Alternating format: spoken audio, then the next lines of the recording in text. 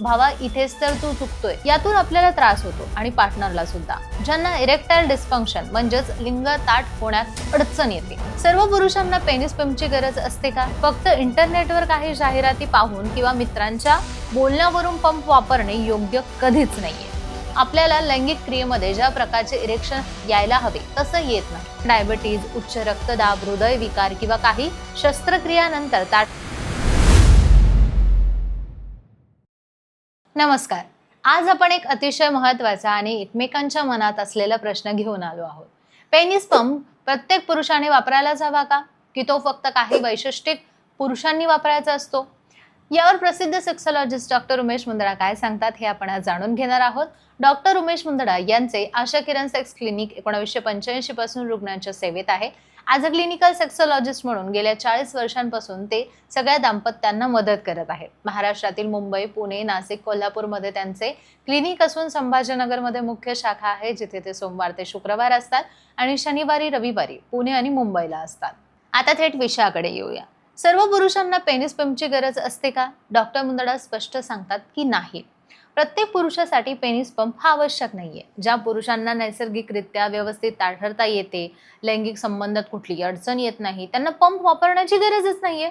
फक्त इंटरनेटवर काही जाहिराती पाहून किंवा मित्रांच्या बोलण्यावरून पंप वापरणे योग्य कधीच नाहीये.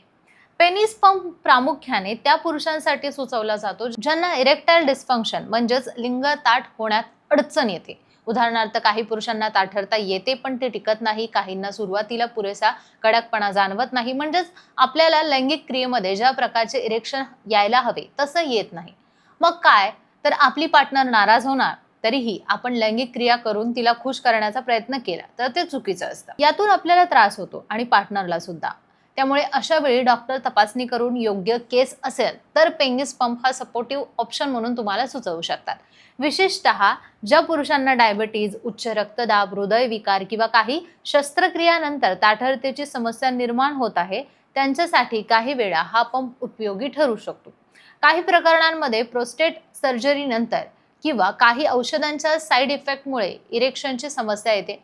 अशा वेळी पेनिस पंप हा तात्पुरता आधार म्हणून तुम्ही वापरू शकता. पण लक्षात असू द्या, हा कायमस्वरूपी उपाय नाहीये आणि तो क्षणभर पुरता मदत करतो. मूळ कारण शोधून काढल्यानंतर त्यावर उपचार केले जातात.